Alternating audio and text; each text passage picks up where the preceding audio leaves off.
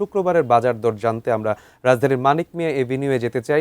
সেখানে রয়েছেন সহকর্মী সাইমুম জান্নাত প্রভা। কৃষকের বাজারে আসলে কি অবস্থা দেখছেন এবং সেইখানে বাজার দরে আসলে শাকসবজির দামের ক্ষেত্রে কোনো তারতম্য রয়েছে কিনা এবং ক্রেতারা কি বলছেন? আমরা বাজার ঘুরে দেখেছি যে এই বাজারে কিন্তু হরেক রকমের যে মৌসুমী সবজি রয়েছে সেগুলো ক্রেতারা কিনছেন এবং প্রয়োজন অনুযায়ী তারা কিন্তু তাদের নিত্যপণ্য এখান থেকে কিনছেন।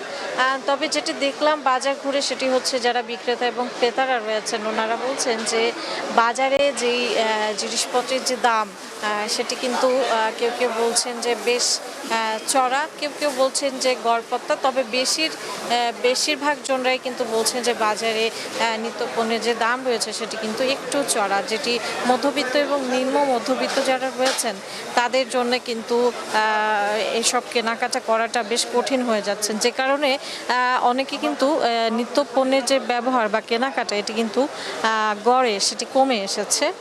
এবং এই বাজারে এসে আমরা দেখেছি যে যেসব সবজি রয়েছে এগুলো কিন্তু 100 টাকার কাছাকাছি এবং কিছু কিছু রয়েছে যেগুলো 100 টাকার বেশি দরেও বিক্রি হচ্ছে। যেমন 100 টাকার নিচে যেগুলো রয়েছে সেগুলো হচ্ছে কাঁকরোল, করলা, তারপর উচ্ছে, এসব কিন্তু 60 থেকে 80 টাকা দরে বিক্রি হচ্ছে। পটল রয়েছে যেটি 60 টাকা বিক্রি হচ্ছে। এবং এই বাজারে আমরা দেখেছি যেটি কাঁচামরিচ গত সপ্তাহে যেটির দাম অনেক বেশি ছিল এটি একটু কমেছে, সেটি হচ্ছে কাঁচামরিচ এখানে বিক্রি হচ্ছে 160 টাকা কেজি দরে। এবং সবচেয়ে যেটি কম দামে বিক্রি হচ্ছে সেটি দেখলাম যে এখানে বিক্রমপুরে যে আলু রয়েছে সেটি 20 টাকা দরে বিক্রি হচ্ছে, এমনটাই কিন্তু এখানকার যারা বিক্রেতা রয়েছেন তারা জানিয়েছেন। এছাড়া যারা ক্রেতারা রয়েছেন ওনারা বলছেন যে বাজারের যে তদারকি ব্যবস্থা এবং সেই ব্যবস্থাটা তারা জোরদার করার প্রতি কিন্তু একটা আহ্বান তারা জানাচ্ছে, যাতে মধ্যবিত্ত এবং নিম্নবিত্ত যারা রয়েছেন বাজারে দাম চড়া থাকলেও বাজারে দাম চড়ার কারণে তাদের যেন জীবন ধারণে আসলে একটু স্বস্তি মিলে, এটার জন্য কিন্তু তারা কর্তৃপক্ষ এবং প্রশাসনের দৃষ্টি আকর্ষণ করেছে এবং তারা আশা প্রকাশ করছেন যে নিত্যপণ্যের যে দাম এটি নাগালের মধ্যে রেখেই সমস্ত ব্যবস্থা করা হবে এমনটা।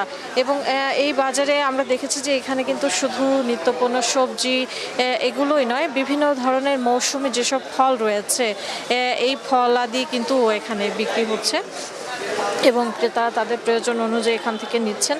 এবং যেটি দেখলাম এই বাজারের যারা বিক্রেতা রয়েছেন তারা বলছেন যে বৃষ্টি মৌসুম হওয়ার কারণে এবং তাদের যে পরিবহন খরচ এগুলো বৃদ্ধির কারণে কিন্তু কিছু কিছু জিনিসের দাম এত বেশি বলে তারা জানাচ্ছেন। তারা বলছেন যে বৃষ্টি হওয়ার কারণে এবং সরবরাহ কম থাকার কারণে এবং জ্বালানি যে তেল রয়েছে এটি এই দাম বাড়ার কারণে তাদের কিন্তু যেখান থেকে তারা এই সবজিগুলো বা পণ্যগুলো সংগ্রহ করছেন সেখান থেকেই তারা বেশি দামে এটি সংগ্রহ করছেন, যে কারণে তারা বাজারে কিন্তু এটি চড়া দামে বিক্রি করতে বাধ্য হচ্ছেন এমনটা জানিয়েছেন।